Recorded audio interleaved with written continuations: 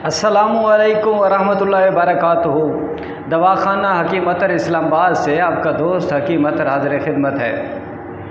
अहबाब, आपको आज मैं एक बहुत चशमकुशा जो है वो हक़ाइक़ बयान करने जा रहा हूँ खालिस्तान तिब्ब इस्लामी और तिब्ब यूनानी के हवाले से।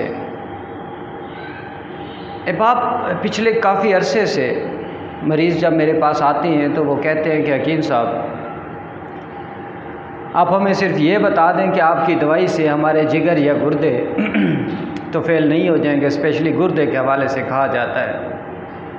तो मैं बड़ा हैरान हो जाता हूँ कि पढ़े लिखे लोग जो मेरे पास आते हैं, जब वो इस तरह की डिसइंफॉर्मेशन सुन कर वो इस बयान को सच मान लेते हैं कि ये जो तिब्ब यूनानी है ये गुर्दों पे असर करती है। आज मैं आपको बताने जा रहा हूँ इस हवाले से कि ये तिब्ब यूनानी कभी भी, ये जो तिब्ब इस्लामी या यूनानी है या ये जो देसी बूटियाँ हैं, ये कभी भी गुर्दों पे इफ़ेक्ट नहीं करती, ये कभी भी गुर्दों को नुकसान नहीं करती। बरे सग़ीर पाक व हिंद में जब अंग्रेज़ आया था तो उसने बड़े दिलचस्प अंदाज में चाय लोगों को पेश करना शुरू की। अब वो अपनी प्रोडक्ट को यहाँ बेचना चाह रहा था, अपनी प्रोडक्ट को यहाँ चलाना चाह रहा था। वो जब चाय उसने पिलानी शुरू की तो पहले पहले तोहफ़तन लोगों को पिलाई जाती, गिफ्ट की जाती। होते होते यूँ हुआ कि फिर लोग चाय के आदी बन गए। और आपने कभी गौर किया कि जब चाय के आदी हुए तो हुआ क्या, हमारे साथ हुआ क्या? हमारे जो बॉडी सिस्टम है, जो हमारा बॉडी स्ट्रक्चर है, या फिर जो हमारा मौसम है, या जो हमारा माहौल है, क्या वो चाय को अफोर्ड कर सकता था जिस्मानी तौर पर और बैरूनी तौर पर? जो हमारा माहौल है, जिस तरह के हमारे यहाँ मौसम होते हैं, क्या ये चीज़ हमारे माहौल के लिए थी, या क्या ये हमारे मौसम के लिए या हमारे मिजाज के लिए थी? चूँकि तिब्ब मिजाज पर डिपेंड करती है, मिजाज पर रिलायबल है। मैं मिजाज के हवाले से भी आपको बताऊंगा कि मिजाज क्या होता है। तो अहबाब, वो चाय पीते पीते लोग उसके जब आदी हो गए तो चाय के सबसे बड़े नुकसानात 3 हुए। सबसे पहले तो चाय ने, चूँकि उसमें चाय में कैफ़ीन होती है बहुत ज़्यादा मिकदार में, और चाय ने सबसे पहले तो हमारे मैदे का बेड़ा गर्क किया। उसके बाद हमारे जो बॉडी का मिजाज है उसमें दर्जे हरारत में ज़्यादती भर दी, हमारे अंदर गर्मी पैदा कर दी। और तीसरा सबसे बड़ा जो नुकसान हुआ वो ये हुआ कि हमारे यहाँ से दूध ख़त्म हो गया। वो जो खालिस दूध हुआ करता था हमारे यहाँ, वो दूध बिल्कुल अनका हो गया। दूध चूँकि चाय में बहुत ज़्यादा इस्तेमाल होता है, तो जितने भी हमारे यहाँ गवाले हैं, जितने भी दूध वाले हैं, जितने भी, मैं कह रहा हूँ 99% 99% लोग, कोई 1% पॉइंट होगा जहाँ पे कोई लोग, कोई अल्लाह वाले होंगे या खालिस दूध मिलता होगा। अदरवाइज़ कहीं मैंने इस्लामाबाद, लाहौर, कराची या पाकिस्तान के किसी कोने में, वाना, बकर, कहीं भी मैंने खालिस दूध नहीं देखा। एक तो हमारा दूध उड़ गया, हमारा दूध ख़त्म हो गया, हमारे पास दूध नहीं रहा। दूध के बाद क्या हुआ कि हमारे पास दही ख़त्म हो गई। वो जो खालिस दही, मीठी दही हुआ करती थी दूध की, जो हम वो लोग अपने, जो जिन लोगों को मोशन लगे होते थे, जिन लोगों को पेचिस लगी होती थी, जो खुराक दूसरी नहीं खा सकते थे, हम चावल उबाल कर या खिचड़ी में वो दही मिलाकर खिलाते थे। वो दही ख़त्म हो गई। वो जो खालिस दूध की बनी हुई दही थी वो उड़ गई, अनका हो गई, वो हमारे पास रही नहीं। अब ये यहाँ पे बात नहीं रुकती। जब दही ख़त्म हो गई तो हमारे यहाँ मक्खन ख़त्म हो गया, और फिर मक्खन जब ख़त्म हुआ तो हमारे यहाँ खालिस घी ख़त्म हो गया। और खालिस घी ख़त्म होने का सबसे बड़ा नुकसान क्या हुआ? सबसे बड़ा नुकसान ये हुआ कि हम मसनूई बने हुए तेल, आयल और घीयों पर आ गए, घी पर आ गए। उसी से हमने हर चीज़ बनाना शुरू कर दी, उसी चीज़ को हमने रिवाज दे दिया। उससे क्या हुआ कि हमारी बॉडी का कोलेस्ट्रॉल लेवल बढ़ गया, हम ब्लड प्रेशर के मरीज़ रहने लग गए, हम दिमागी अमराज के मरीज़ बन गए, हम दिल के अमराज के मरीज़ बन गए। देखिए, एक चाय की बात आपको बता रहा हूँ अहबाब, एक चाय से शुरू होती है कहानी। एक चाय से शुरू होने वाली कहानी रुक नहीं रही, आपको बता दूँ। आप ब्लड प्रेशर, दिल के अमराज, दमा, मैदे के अमराज, जिगर का फैटी होना। जिगर का फैटी होना इब्तदा है यरकान की। पहला लफ्ज़ लिखा जाता है जब जिगर फैटी होता है यरकान का। जब जिगर फैटी होता है तो यरकान की ये लिखी जाती है। अब एक चाय की वजह से दूध ख़त्म हुआ और दूध की वजह से हमारे पास मक्खन ख़त्म हुआ, दही ख़त्म हुई, खालिस घी ख़त्म हुआ, और उसके बाद एक चाय ने हमारे यहाँ बीमारियों की, डिजीज़ की एक सीरीज़ शुरू कर दी। और ये सीरीज़ क्या है? ये सीरीज़ भी सीरियल किलर की तरह एक ऐसी सीरीज़ है कि ये हमारी माशरे को, हमारी बॉडी को, हमारे जिस्म को, माशरे को क्यों? माशरे को इसलिए कि बग़ैर चाय के तो आप किसी को कोई खाना भी खिला दें, कुछ भी खिला दें, अगर आपने चाय नहीं पिलाई तो वो नाराज़ हो जाते हैं कि यार चाय का तो हमें पूछा नहीं। अब चाय नहीं पिलाई आपने, वो कहते हैं चाय नहीं पिलाई। भाई चाय नहीं पिलाई। माशरती तौर पे एक चाय के साथ आपको पत्ती लेनी पड़ती है, चीनी लेनी पड़ती है,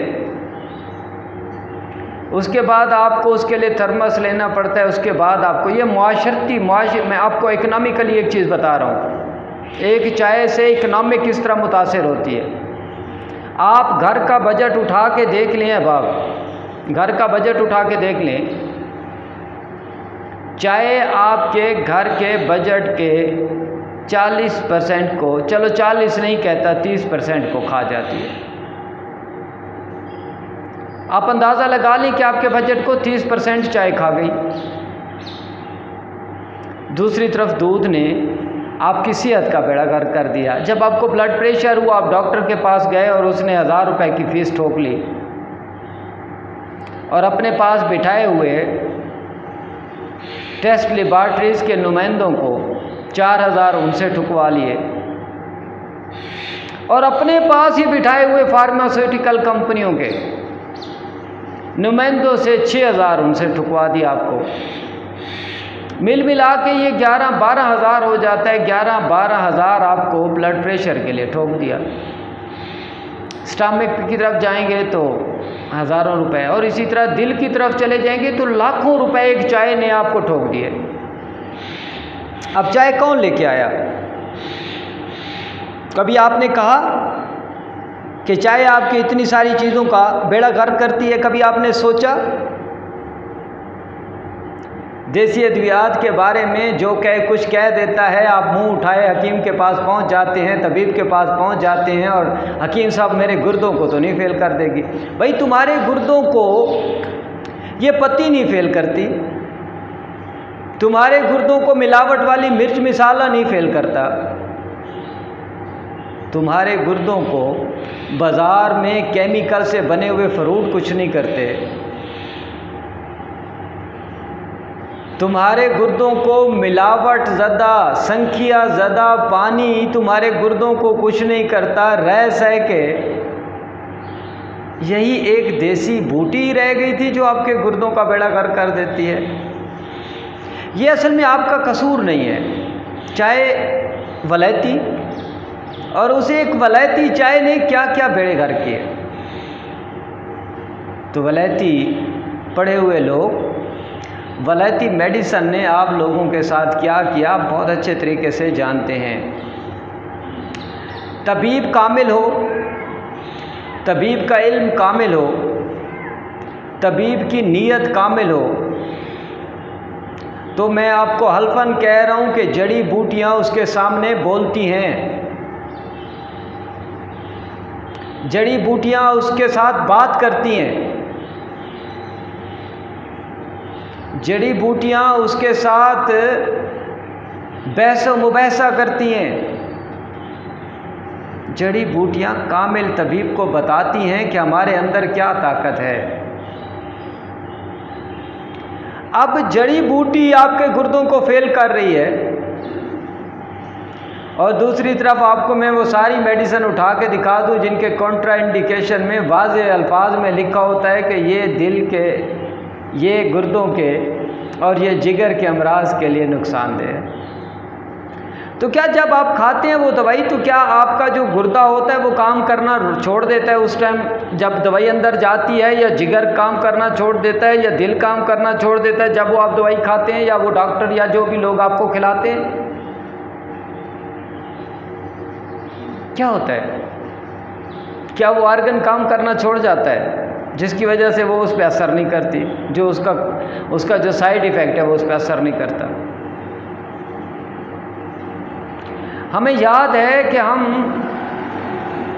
जिस इलाके में हमारी बचपन गुजरा है, मैं एक पेंडू इलाके का पेंडू हकीम हूँ और मुझे अपने पेंडू होने पे बहुत फ़ख्र है।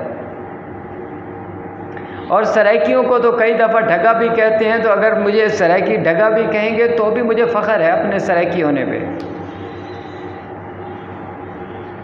और अभी हमारे एक दोस्त अरशद हुसैन हैदरी ने थल के हवाले से जो एक तंजीम बनाई हुई है, अगर आप मुझे थलोचड़ कहेंगे तो भी मुझे बुरा नहीं लगेगा, क्योंकि ये मट्टी मेरी पहचान है, ये इलाका मेरी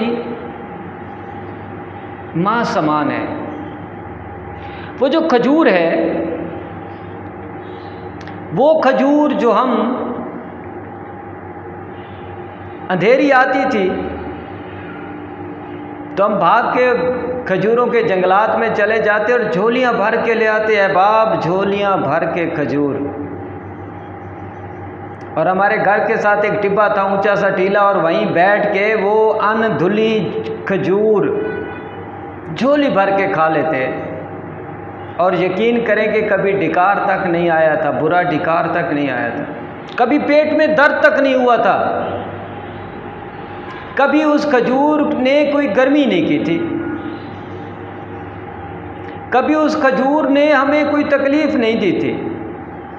और आज आप 10 दाने खजूर खिला के मुझे दिखा दें,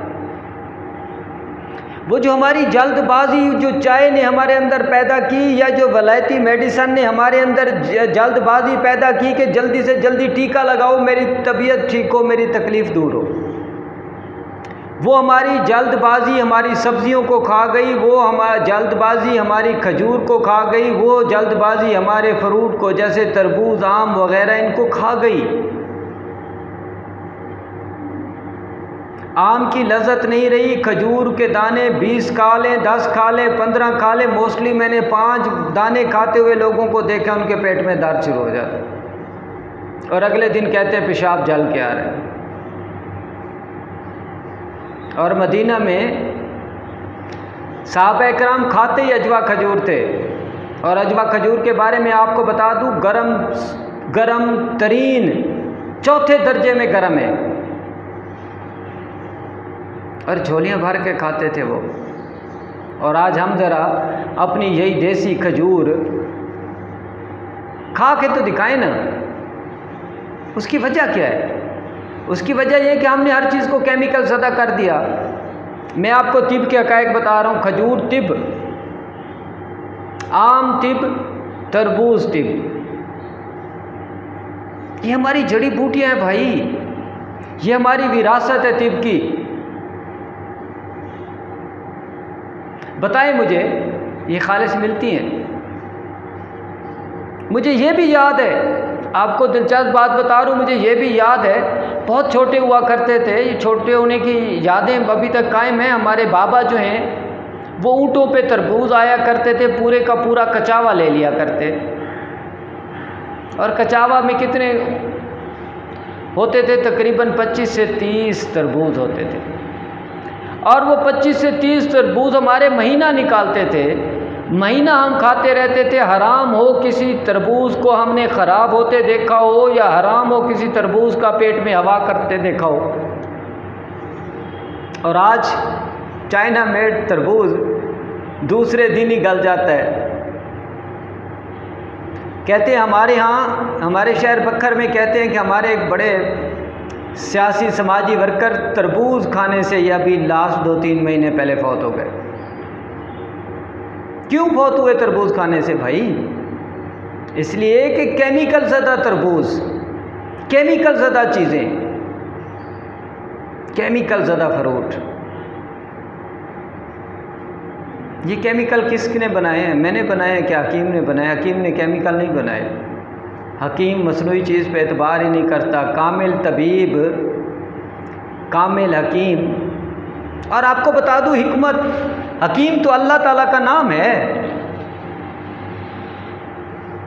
अल्लाह चाहे, चूँकि सिफ्त है ये अल्लाह ताला की, और उस सिफ्त में से मुझे हकीम बना दिया, मुझे अता कर दी वो सिफ्त थोड़ी सी, अपनी ताकत से, अपनी रबूबियत से, अपने मालिक होने से।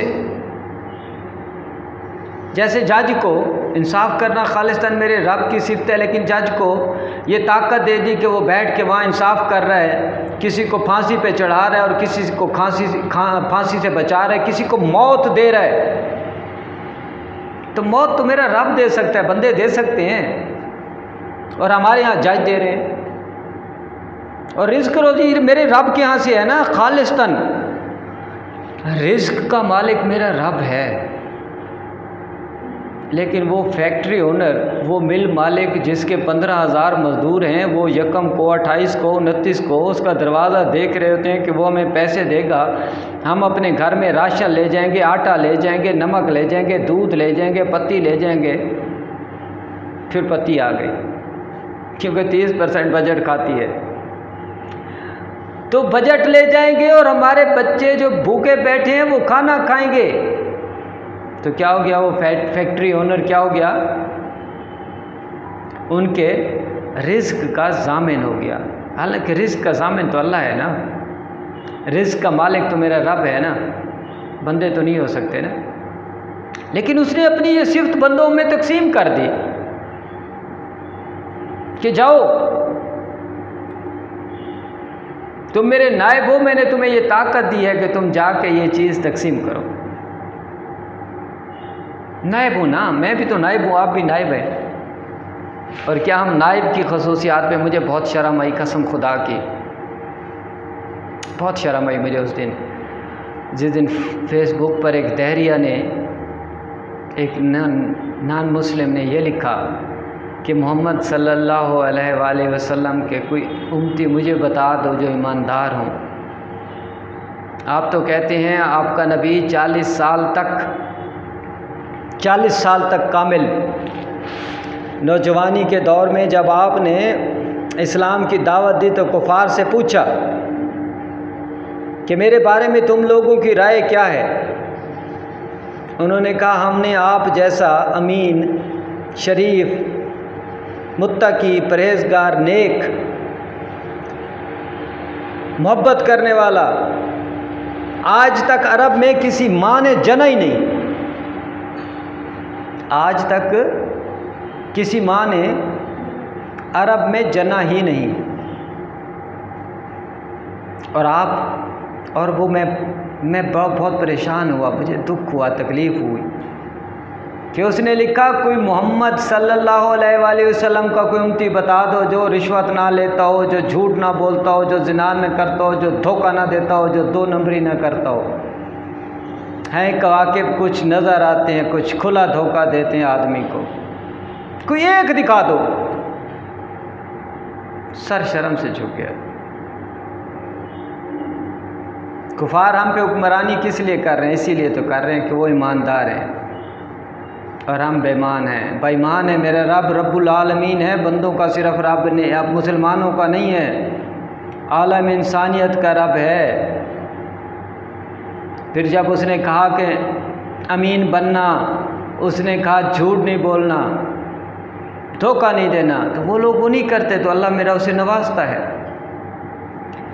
तो वो तरबूज हम पूरा महीना खाते और हमें कुछ भी ना होता, और तरबूज भी ख़राब ना होता। आज दूसरे दिन तरबूज मुझे बचा के तो दिखाएं, फ्रिज में काट के रख लें, शाम को अगर संभलना है तो फिर है।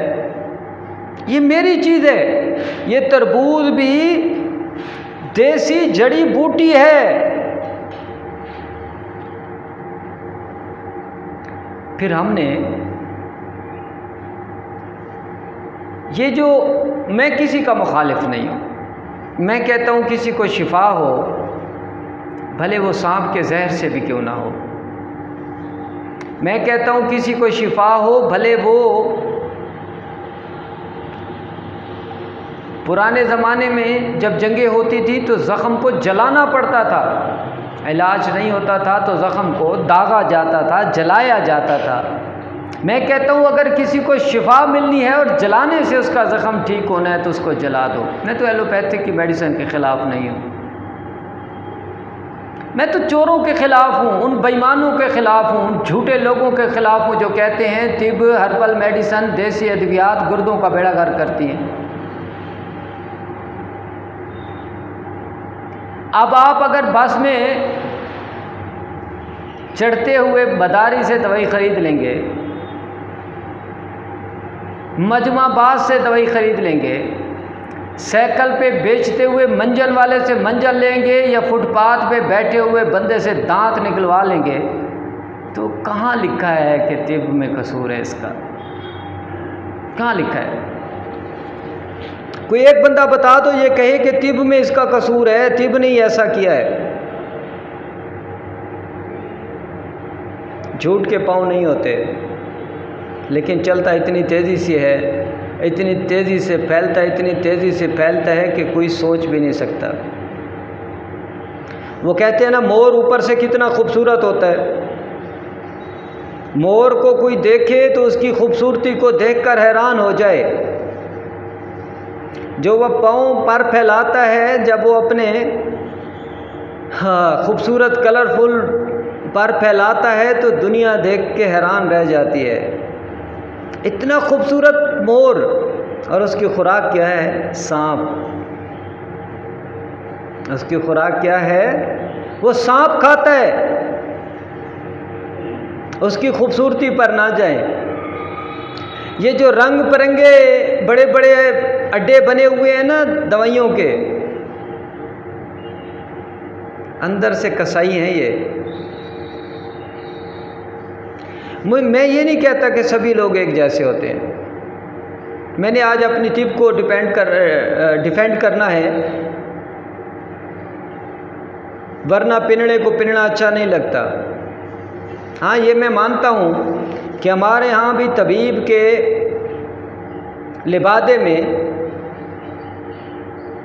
छुपे वो लोग जो अपने पेशे से मोहब्बत नहीं करते, अपने पेशे के साथ सिंसियर नहीं है, वो लोग काबिल नफ़रत हैं। I hate this. नफ़रत करता हूँ उन लोगों से जो अपने पेशे को छोड़कर इंग्लिश मेडिसिन का या किसी और मेडिसिन का तड़का लगाते हैं। भाई, इतनी चीज़ें मेरे रब ने नेचुरल मेडिसिन में, देसी तिब में रख दी हैं, इतनी चीज़ें रख दी हैं कि आप सोच भी नहीं सकते। आप मेहनत तो कर लो ना, मेहनत करोगे तो मेरा रब बरकत डालता जाएगा।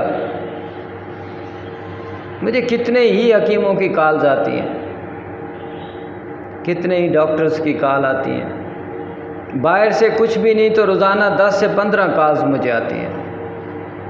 मैंने उनको एक बात की है, शिफा मेरा रब देता है।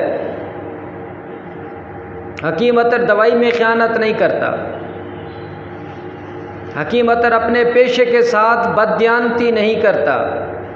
हकीम अपने पेशे के साथ जुल्म नहीं करता। अगर कभी मेडिसिन महंगी दे देता हूँ तो आप यकीन करें उसमें भी मेरा कसूर नहीं है,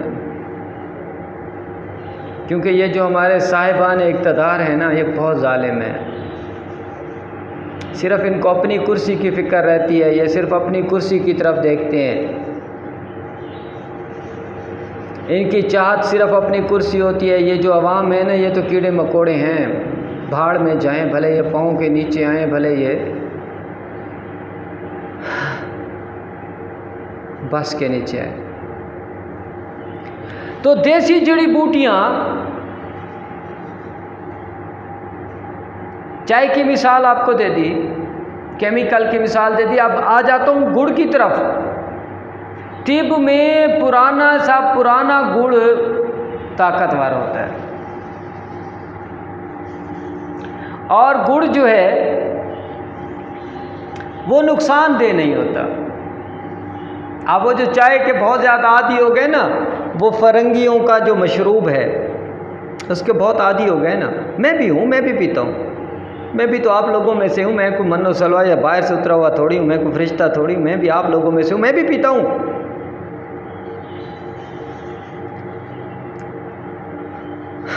मैं भी पीता हूँ, लेकिन अगर आप उसमें गुड़ डालेंगे ना तो 20% उसकी मुज़रत कम हो जाएगी, 20 से 30%। लेकिन आपने चूंकि केमिकल वाली चीनी का मज़ा ले लिया है तो आप तो गुड़ को छोड़ चुके कब से। गन्ने लगाने वालों को तरगीब दी गई कि तुम गुड़ ना बनाओ, तुम अपने गन्ने जो है ना वो शुगर मिल्स को दो, हम चीनी बनाएंगे, हम उसी से गत्ता बनाएंगे। आप अंदाज़ा नहीं लगा सकते कि एक गन्ने से वो चीनी बनाते हैं, गत्ते का मटेरियल निकालते हैं और भी बहुत सारी चीज़ों के लिए वो मटेरियल निकालते हैं, और फिर किसान को वादे मिलते हैं, झूठे वादे। वो जैसे कहते हैं विसल तो ना मिला, यार के झूठे वादे मिले। यार के झूठे वादे तो मिले ना, विसल नहीं मिला। और ये चीनी भी यार का झूठा वादा है जो आपके अंदर शुगर की ज़्यादती कर रही है, इंसुलिन को खाती जा रही है। आप गुड़ की तरफ फिर भी नहीं जाते। यार खुदा का खौफ करो यार, गुड़ की तरफ फिर भी नहीं जाते। ये चीनी चाय की मुज़रत को दो चंद कर देती है, बढ़ा देती है आपको, आपकी चाय को, आपकी चाय की मुज़रत को डबल कर देती। पीते बड़े शौक़ से हैं। कल भी एक पेशेंट बहुत दूर से आया, मैंने कहा क्या मंगाऊँ, कहते चाय मंगवा लो। मैंने कहा यार चाय नहीं होती अच्छी, ये बार बार पत्ती को उबाले देते हैं, तुम चाय ना पियो। उसने कहा नहीं है कि सब चाय पीनी है। मैंने कहा कोला मंगवा लेता हूँ बोतल। कहते हैं कि सब उधर आप बोतलें मना करते हैं, उधर आप। मैंने कहा यार क्या करूँ, उधर खाई है, उधर कुआं है। नेचुरल चीज़ में तुम्हें पिलाऊंगा तो तुम कहोगे देख यार टरखा दिया। हकीम साहब ने मेहमानदारी नहीं की, हकीम साहब ने मेहमानदारी नहीं की, टरखा दिया। अब आ जाते हैं हिकमत में मिजाज की तरफ। हिकमत मिजाज पर रिलायबल है। आप अंदाज़ा लगा लें कि हिकमत का मिजाज किस तरह ज़बरदस्त है, जैसे मौसम ज़बरदस्त है। 4 मौसम है ना, तो इसी तरह 4 मिजाज हैं हिकमत के। और इसी तरह 4 ही दर्जे हैं मेडिसन के, बूटियों के, गोश्त के, सब्ज़ी के, फ्रूट के, हर चीज़ के 4 दर्जे हैं। कोई दर्जे अव्वल में गर्म है, कोई दर्जे चारम में गर्म है, कोई दर्जे अव्वल में सर्द है, कोई दर्जे चारम में सर्द है। किसी का मिजाज बलगमी है, किसी का सौदावी है, किसी का सफरावी है, किसी का दमवी है। आप हकीम से पूछें तो सही, हकीम साहब मिजाज क्या होते हैं, नफ्स क्या होती है। आप जिसका मिजाज, में एक मिजाज को सिर्फ डिफ़ाइन कर रहा हूँ, क्योंकि मैं अगर सारे मिजाजों को डिफ़ाइन करने बैठूँ तो मेरी तो 10 घंटे की वीडियो बनेगी। आज मेरा मूड 1 घंटे की वीडियो का है, 10 घंटे की वीडियो बनेगी। 10 घंटे की वीडियो मैं थकूंगा तो नहीं इंशाअल्लाह, लेकिन आप थक जाएंगे ना। आप तो मेरी ये घंटे वाली वीडियो भी नहीं देखेंगे। जो सर्द और तर मिजाज का है, बलगमी मिजाज का, मैंने कई दफ़ा कहा, बहुत सारी वीडियो में कहा, गर्मी ज़िंदगी है, ठंडक मौत है। सर्दी और तरी के मिजाज वाला बंदा, जिसके मिजाज में सर्दी और तरी होती है, उसके असाब पट्टे कमज़ोर हैं, क्योंकि करंट ज़िंदगी है, बिजली ज़िंदगी है, गर्मी ज़िंदगी है, और ये ठंडी ठंडी लहरें मौत है, ठंडक मौत है। मौत, कुल्लो नफ्सिन ज़ायक़ातुल मौत, हर नफ्स ने, हर जी ने मौत का जायका तो चखना ही है। और ये ठंडक यकीनन उस जो जायके को चखने में बहुत मुआविन है, बहुत जल्दी। ये जो कोरोना आया ये क्या था? ये ठंडी डिजीज़ थी ना, नमूनिया, खांसी, गले की ख़राबी, रेशा, और क्या है? क्या है कोरोना? कोरोना क्या करता है? कोई जिगर को खा जाता है? कोरोना क्या करता है? मैदे में तो आप कोरोना को भेज दे, मैदा रगड़ पीस पूस के तो वो नीचे मोटी आंत के ज़रिए आपके पखाने से बाहर निकाल के उठा के फेंक देता है, कहते जाओ कोरोना तेरी औकात क्या है। ये है कोरोना, ठंडक, सर्दी। सर्दी कोरोना है और गर्मी ज़िंदगी है, ठंडक मौत है। अब मिजाज जिसका सर्द और तर है उसके असाब और पट्टे कमज़ोर होंगे, उनमें ताकत नहीं होगी, उनमें जान नहीं होगी, उनमें जान नहीं होगी। मैं पहले एक वीडियो में बता चुका हूँ कि आप उठा के देख लें, बादाम का मिजाज देख लें, तीतर का मिजाज देख लें, बटेर का मिजाज देख लें, सिर्फ चिड़िया का मिजाज देख लें। वो जो मैंने एक वीडियो लगाई थी चिड़ों वाली, यकीन कर लें बड़ी कॉल्स आई, कहाँ से कॉल्स आई, डेनमार्क, लंदन, ऑस्ट्रेलिया, दुबई। हकीम साहब वाकई चिड़े ये करते हैं? मैंने कहा यकीनन करते हैं, यकीनन करते हैं चिड़े ये काम। चिड़ों में ये सलाहियत है कि वो आपके असाब पट्टों को तक़वियत देते हैं। अब चिड़ा क्या है भाई? ये भी तिब का एक हिस्सा है। हम एक बनाते हैं अर्कमाउल लाहम। अर्कमाउल लाहम जो बनाते हैं वो गोश्त का अर्क हम निकालते हैं, मुख्तलिफ़ किस्म के परिंदों का गोश्त, उसका अर्क निकालते हैं, उसको हम क्या कहते हैं? अर्कमाउल लाहम। आप वो जूस में डाल के पी लें, वैसे पी लें, उस अर्क का मज़ा लें, आपकी ताकत कितनी बढ़ती है। ये है तिब। यहाँ कहाँ से आ गया कि गुर्दा आपका फेल हो गया? किसने कहा आपका गुर्दा फेल हो गया? हकीम अत्तर को बताएं ना कि बटेरा गुर्दा फेल कर देता है। क्या चिकन ब्रॉयलर, क्या चिकन देसी, क्या छोटा गोश्त गुर्दे फेल करता है? अब आप बताइए तो ना, बोलिए। मेरी इस वीडियो पे कमेंट्स कीजिए, मेरे चैनल को सब्सक्राइब कीजिए, मेरी वीडियोस को लाइक कीजिए और शेयर कीजिए, अपने दोस्तों तक पहुंचाइए और उन लोगों को बताइए कि तिब के हक़ाइक़ क्या हैं। अब आ जाते हैं कुश्ते की तरफ। कुश्ते के हवाले से अक्सर लोगों को एतराज़ होता है, ओए हो गुर्दे का बेड़ा गर्क कर देते हो। भाई गुर्दे का बेड़ा और क्या क्या चीज़ नहीं करती। पिछले दिनों मेरे एक बहुत करीबी दोस्त ने मुझे कॉल की थी, अल्लाह उसको बख्शे। मैं इस्लामाबाद में था, जैसे आज इस्लामाबाद में हूँ तो इस्लामाबाद में था, तो उसकी कॉल आई मुझे, कहता है हकीम साहब आपके दवाखाने के बाहर खड़ा हूँ। मैंने कहा खैरियत? कहते हैं हकीम साहब मेरी तबीयत बहुत ख़राब है। मैंने कहा क्या हुआ? कहते हैं हकीम साहब साल पहले आपने मुझे कहा था कि आपका चेहरा मुझे बताता है कि कहीं ना कहीं आपके गुर्दे का कोई प्रॉब्लम है या कहीं ना कहीं आपके जिगर का प्रॉब्लम है। तो आप चूँकि यंग हो, नौजवान हो, मैं यंग और नौजवान था तो मैंने आपकी बात को उठा के फेंक दिया। तो आज मुझे फीलिंग हो रही है कि मुझे कहीं ना कहीं कोई ख़राबी हो रही है, मेरे पाँव सूज रहे हैं, मेरा चेहरा सूज रहा है, मेरे बाजू सूज रहे हैं, मेरे हाथ सूज रहे हैं। मैंने कहा अच्छा सब्र कर लो, मैं इस्लामाबाद में हूँ तो इस्लामाबाद से आता हूँ तो फिर आपसे मिलता हूँ, देखता हूँ आपको क्या पोजीशन है। वो बेचारा जब मैं बकर पहुँचा तो मैंने उसके नंबर पे कॉल की, 1 दफ़ा 2 दफ़ा 3 दफ़ा, नहीं उसने कॉल उठाई।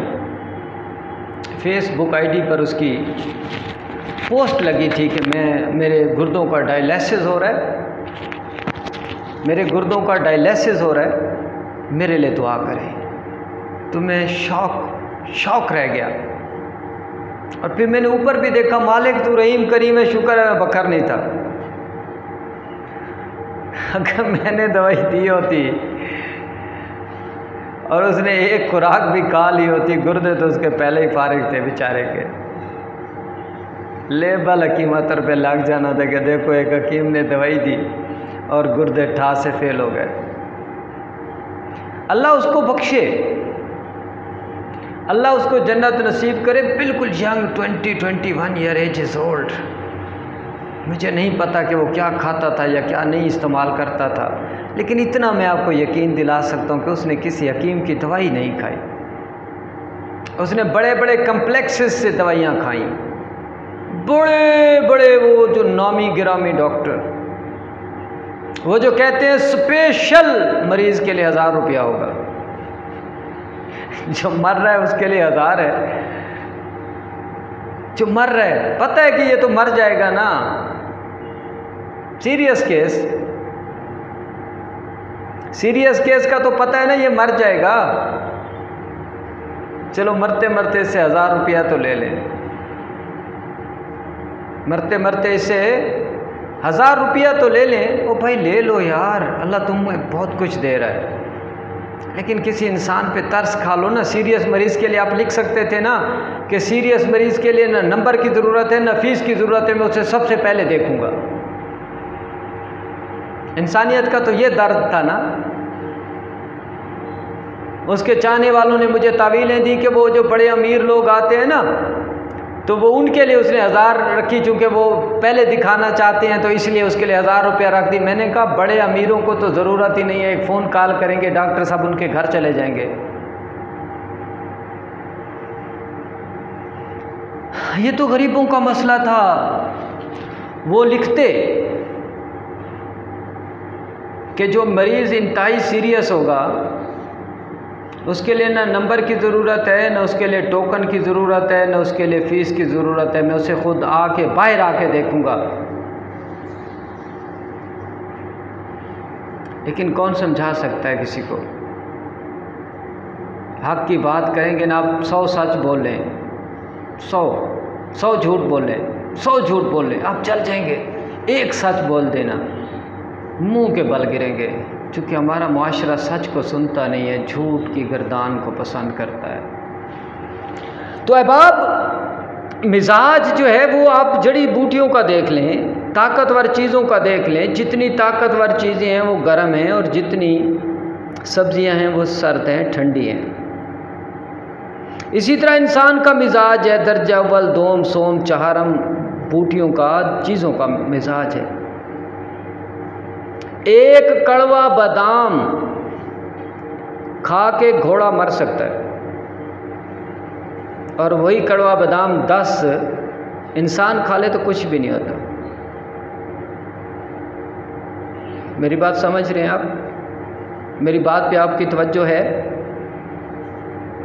अहबाब एक कड़वा बादाम अगर घोड़ा खा ले तो मर जाएगा, और वही कड़वा बादाम 10 मैं खा लूँ, आप खा लें, हम तो वैसे कुछ भी खा लें हमें कुछ नहीं होता। हराम खाने की इतनी आदत हो गई है कि अब पता ही नहीं चलता हलाल क्या है और हराम क्या है।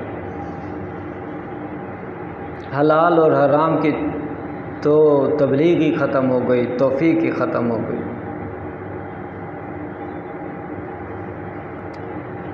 जिसके पास जितना पैसा आ जाता है ना वो उतना शूम हो जाता है, वो उतना मुफलिस हो जाता है। जिसके पास जितना पैसा आ जाता है वो उतना गरीब हो जाता है, मुफलिस हो जाता है, गरीब हो जाता है। गुर्बत पैसे की नहीं होती, गुर्बत तो दिल की होती है, गुर्बत तो अंदर की होती है। बस आप ये दुआ करें कि पैसा नहीं है तो नहीं है ना, अपने दिल के अंदर गरीब नहीं होना, दिल को अमीर रखना है। बाहर से भले आपके पास कुछ भी नहीं हो, कोई फ़र्क नहीं पड़ता।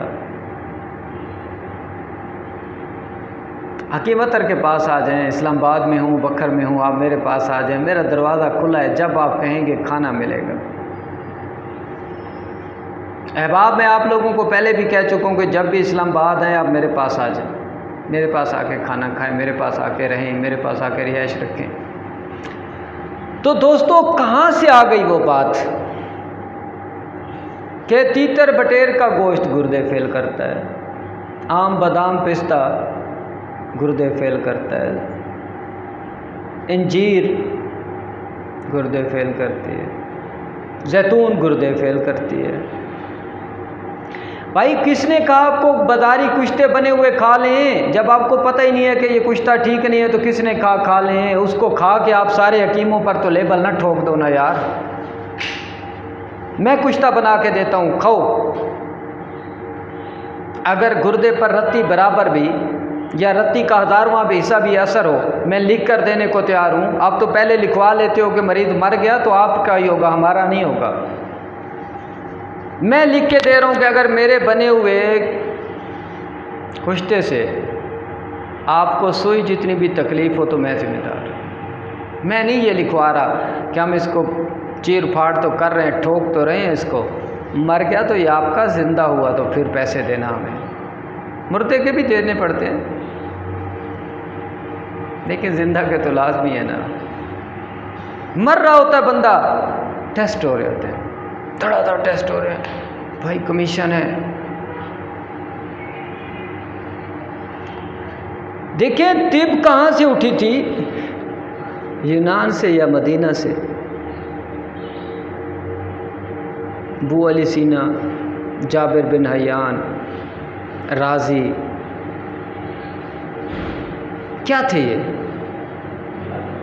अबू अली सीना क्या था? हकीम था, तबीब था, कामिल तबीब था, कामिल तबीब। मेरी तरह का नालायक सा हकीम नहीं था जिसकी किताबें आज तुम ऑक्सफोर्ड में पढ़ते हो, मिसालें देते हो ऑक्सफोर्ड की। पर खुदा के वास्ते, खुदा के लिए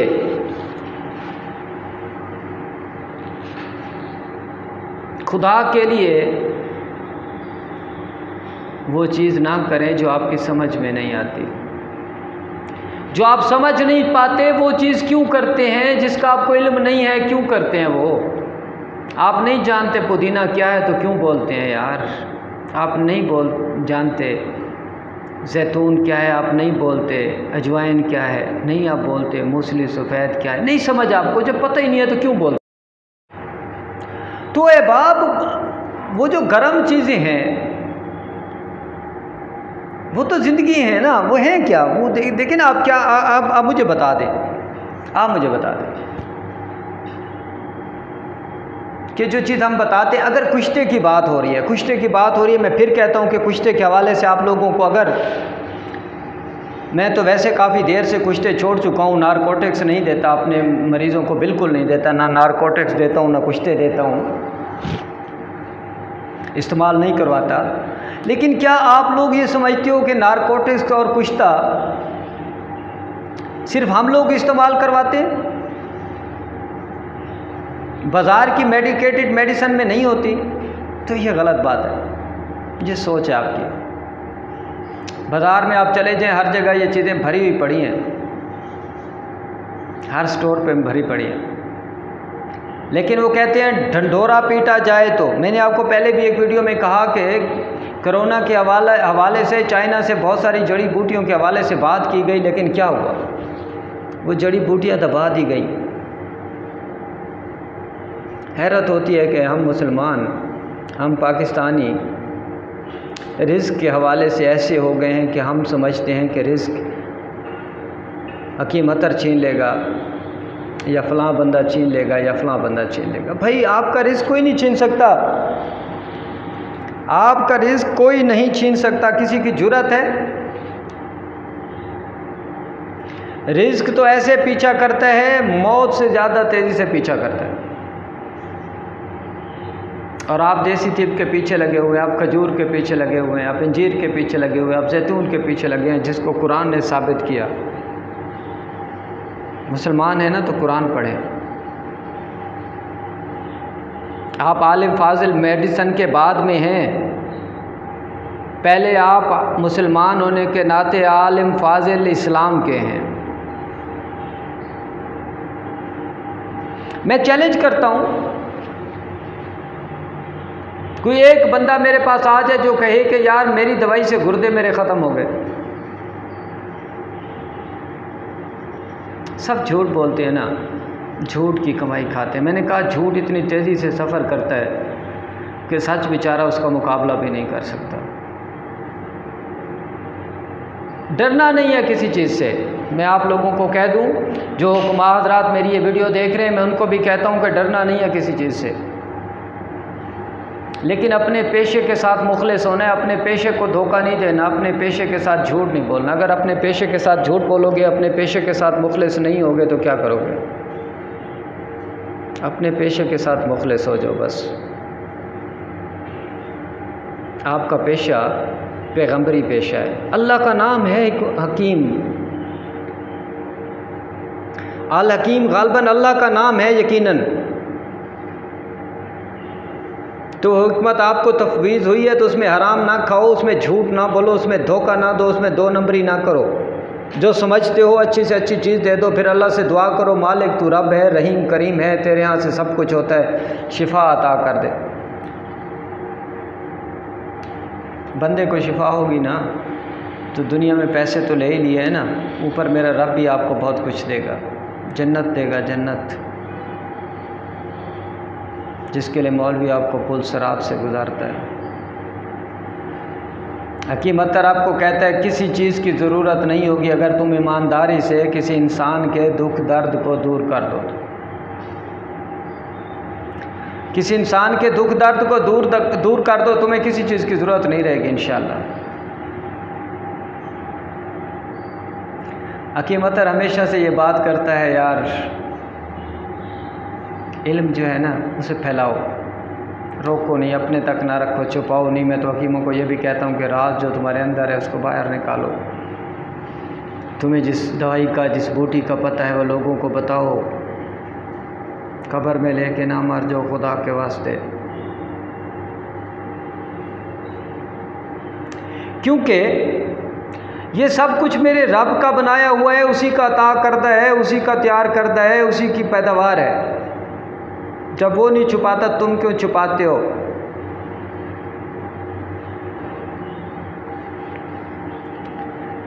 तिब बज़ाते खुद इतनी ताकतवर है कि उसे किसी नीली पीली गोली की ज़रूरत नहीं है, उसे किसी नीले पीले साल्ट की ज़रूरत नहीं है। उसके अंदर खुदा ने इतनी ताकत रखी है।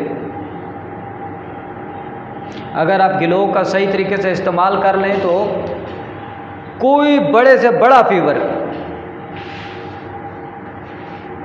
कुनैन हमारा है ना यार, आप इस्तेमाल करो, बड़े से बड़ा फीवर उड़ जाएगा। और तिब हमेशा से रिलायबल रही है मैदे और जिगर पे। हम आज भी दावा करते हैं कि हम मैदे और जिगर से ही इलाज शुरू करते हैं। हम आज भी कहते हैं, हम आज भी ये बात करते हैं। हमारा आज भी ये दावा है कि हम मैदे और जिगर से इलाज करेंगे और करते रहेंगे, क्योंकि मैदा जिगर बेसिक चीज़ है, बुनियादी चीज़ है। अगर मैदा और जिगर काम नहीं करेंगे तो तुम्हारी पूरी बॉडी फेल है, फजूल है, बकवास है। खुराक नहीं खाओगे तो क्या करोगे? खून नहीं होगा जिस्म में तो क्या करोगे? जिंदा रहोगे, मर जाओगे। मैं नहीं कहता कि आप कौन सी मेडिसिन इस्तेमाल करें, कौन सी नहीं कर रहे, कौन सी करनी चाहिए आपको, कौन सी नहीं करनी चाहिए। मैं सिर्फ अपनी तिब को डिफेंड कर रहा हूँ, अपनी हर्बल मेडिसिन को डिफेंड कर रहा हूँ, अपनी जड़ी बूटियों को, अपनी तिब इस्लामी और यूनानी को डिफेंड कर रहा हूँ। मुझे तुमसे कोई मतलब नहीं है, तुम्हारी मेडिसिन से कोई मतलब नहीं है। वो इल्म है ना यार, इल्म की जेते हैं ना। तुम्हारा इल्म भी सच्चा, हमारा इल्म भी सच्चा। हम तुम्हारे इल्म को भी झूठा नहीं कहते, लेकिन तुम हमारे इल्म को झूठा मत कहो,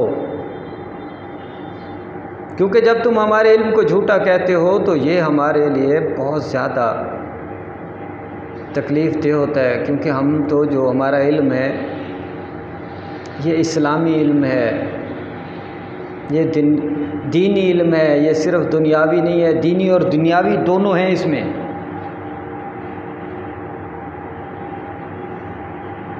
दीनी और दुनियावी दोनों हैं इसमें ब्रदर।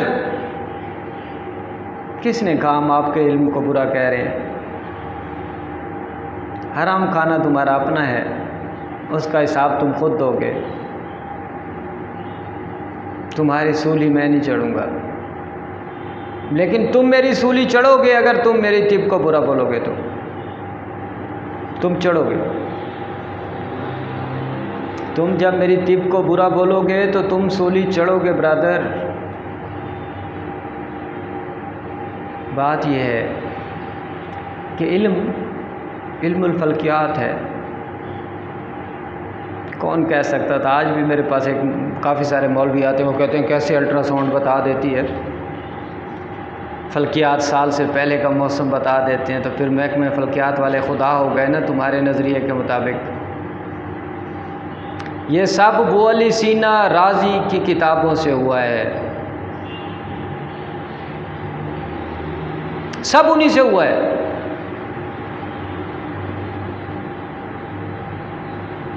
अबू बकर राजी, जाबिर बिन हयान,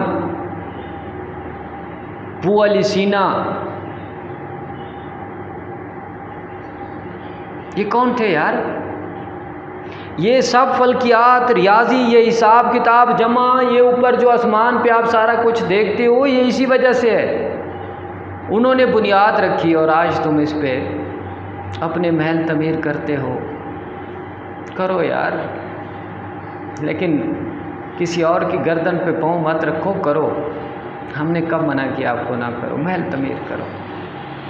मूसा अलैहिस्सलाम के दौर में एक औरत ने बच्चों की फरमाइश की हज़रत मूसा अलैहिस्सलाम से, तो हज़रत मूसा अलैहिस्सलाम ने अल्लाह से कहा कोई तूर पे जाके मालिक इसके लिए कोई औलाद है? अल्लाह ने कहा मूसा उसको कह दो इसकी औलाद नहीं है, इसकी औलाद नहीं है। माजरत नहीं, हज़रत मूसा अलैहिस्सलाम के पास एक औरत गई, उसने कहा मूसा अलैहिस्सलाम अल्लाह से दुआ करो कि मेरे बच्चों की उम्रें बढ़ा दे, मेरे बच्चों की उम्रें कम होती हैं, 400 साल, 500 साल, 600 साल। हज़रत मूसा अलैहिस्सलाम मुस्करा दिए, कहा एक उम्मत ऐसी आएगी जिनकी उम्रें 60, 70 साल, 80 साल तक होंगी, वो भी होंगे। तो औरत बड़ी हैरान हुई और कहा मूसा अलैहिस्सलाम फिर वो तो घर भी नहीं बनाएंगे, क्योंकि ये जो मूसा अलैहिस्सलाम की उम्मत थी जो 800-900 साल तक ज़िंदा रहती थी, ये छोटे छोटे झोंपड़े बनाती थी कि आज नहीं तो कल मर तो जाना है।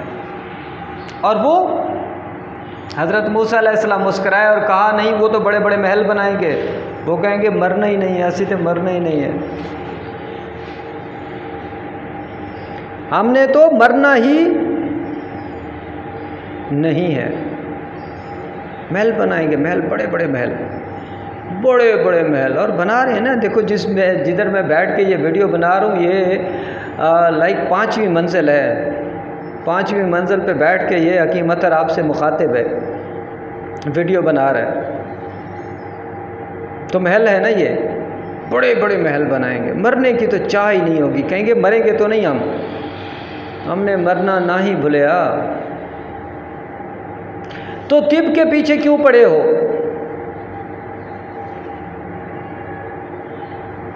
तिब तो ज़िंदगी है, तिब तो फितरत है, तिब तो दीन है, तिब तो हुक्म इलाही है, तिब तो कुरान है, तिब तो ईमान है हमारा, मेरा। झूठ बोल के आप किसी को गिरा नहीं सकते, सच बोल के यकीनन अरूज हासिल कर सकते हो। मैं बहुत सारे ऐसे डॉक्टर्स मेरे दोस्त हैं, यकीन कर लें, मुझे कॉल करते हैं कि हम सब यार फलाना नुस्खा तो बता दो यार, या बना दो यार, हम खाएंगे, वो खाते हैं। जब मैं अपारा में बैठता था तो बड़े बड़े डॉक्टर्स आते थे वहाँ पर, वो कहते थे हकीम साहब असाबी कमज़ोरी हो गई, पट्टों की कमज़ोरी हो गई, दिमागी कमज़ोरी हो गई, चेहरा उतर गया, कोई दवाई तो दे दे। तो देता था ना, खाते थे वो। और तुम कहते हो गुर्दे फेल करते हो। भाई गुर्दे नहीं फेल होते भाई, पानी इतना गंदा है उसको पी कर नहीं होते।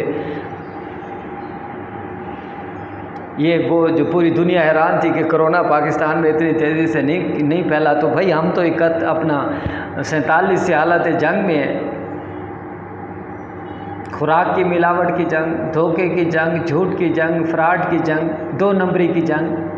हमारी तो बॉडी इतनी यूज़ टू हो गई है कि मुझे एक दोस्त बताने लगे कि हमारे यहाँ इतने बम धमाके हुए हैं कि अब कोई बम धमाका हो गया तो पूछते हैं कितने बंदे फौत हुए हैं, वो कहते हैं ना 50। अच्छा यार वो फलाने तो 200 हुए थे, अच्छा शुक्र है यार 50 हुए। तो कोरोना हमारा क्या बिगाड़ सकता था भाई? मेरा कुछ था, किसी का क्या बिगाड़ सकता है? इसलिए मेहरबानी करो, कुछ भी नहीं करता। हाँ, लेकिन ये है कि अब आप मदारी से लोगे, वो आपको पत्थर पीस के दे देगा और कहेगा ये कुश्ता है, खा लो, और आप कहोगे हकीम बुरा। आप बस वाले से कुश्ता ले लोगे और कहोगे हकीम बुरा। आप तांगे वाले से कुश्ता ले लोगे या रिक्शे वाले से। यकीन कर लें, जिस गाड़ी में, जिस बस में, जिस रिक्शे में, जिस टैक्सी में, जिस गाड़ी में, कार में सफ़र करूं, पिछले दिनों जहाज़ पर जा रहा था तो एक साहब जहाज़ में बैठा था, तो साहब मुझे कहते हैं कि आप, मैंने कहा मैं हकीम हूँ, मेरा पेशा तिब है। तो कहने लगे मेरे दादा भी हकीम थे, मेरे परदादा भी, और मुझे भी बड़ा शौक़ है। अब मेरी बदकिस्मती देखिए कि मैंने उन्हें कह दिया मैं हकीम हूँ। इस्लामाबाद तक उन साहब ने मुझे कोई 150 नुस्खे सुना दिए। हर नुस्खे को वो साहब बना चुके थे कि वो नुस्खे जो मैं 28 साल से नहीं बना पाया, वो साहब बना चुके थे। वो साहब कहते थे मैं बना चुका हूँ, ये खा चुका हूँ, मैं खिला चुका हूँ, और मेरे इतने मरीज़ हैं। तो भाई हकीम तो जा बजा फिरते हैं। अगर तुम ऐसे हकीमों से दवाई खा लोगे और फिर मुझे बोलोगे कि हकीम साहब आपने ये जो हकीम हैं उनकी दवाई से गुर्दे फेल हो जाते हैं, तो शर्म तुमको मगर नहीं आती। ऐसा नहीं होता ना, ऐसा मुमकिन ही नहीं है, ऐसा हो ही नहीं सकता कि जो कामिल तबीब हो, कामिल हकीम हो, उसकी दवाई से किसी को नुकसान हो। कामिल तबीब, कामिल हकीम की दवाई से किसी को नुकसान नहीं हो सकता। मैं लिख के देने को तैयार हूँ। कहाँ लिखवाना है आपने मुझसे? कामिल तबीब कभी 2 नंबरी नहीं करेगा। कामिल तबीब कभी बुरी चीज़ नहीं देगा। और फिर तिब के अंदर तो इतनी बेबहा बूटियाँ हैं, इतनी बेबहा चीज़ें हैं कि आप उनको इस्तेमाल करते रहें, फ़ायदा लेते रहें। तिब में तो इतनी बेबहा चीज़ें हैं कि आप उनको इस्तेमाल करें, जितना आपको उसका फ़ायदा पहुँचेगा आपकी सोच से भी मावरा है। तो ऐसा क्यों होगा कि आप ये सोचते रहेंगे, आप ये करते रहेंगे, आप ये कहते रहेंगे? मुझे फ़र्क नहीं पड़ता। जो मरीज़ मेरे पास आते मैं उसे समझा देता हूँ, तुम्हारी बात का जवाब दे देता हूँ, उसे समझा देता हूँ भाई ऐसा बिल्कुल नहीं है, ये नेचर है, और नेचर जो है कभी नुकसानदेह नहीं होती। मौसम भी तो नेचर है ना। कोई मौसम देख लें, उसकी शिद्दत तो हो सकती है, नुकसान नहीं होता। शिद्दत है। यहाँ पर हमें ये भी देखना होता है कि देसी अद्वियात जो हैं वो किस तरीके से काम करती हैं। क्या वो किसी आर्गन को नुकसान देती हैं, या वो किसी जो उज़्व है उसको नुकसान दिए बग़ैर काम करती हैं। तो इसलिए देखिए, हर्बल अद्वियात चूँकि नेचर है, और नेचर कभी किसी चीज़ को नुकसान नहीं देती, और नेचर का कोई नुकसान भी नहीं होता। अहबाब, यहाँ पर मैं आपको ये बताता चलूँ कि ये जो हमारे यहाँ मुख्तलिफ़ किस्म की आरा पाई जाती हैं, लोग खुद हकीम बने हुए होते हैं, खुद ये जो सेल्फ़ मेडिकेशन है, ये सेल्फ़ मेडिकेशन बेसिकली नुकसानदेह होती है। लेकिन लोग भी मजबूर हैं, क्या करें कि डॉक्टरों की फ़ीसें, टेस्ट और ये सारी चीज़ें भर के वो तंग हो जाते हैं, तो फिर वो सेल्फ़ मेडिकेशन की तरफ चले जाते हैं।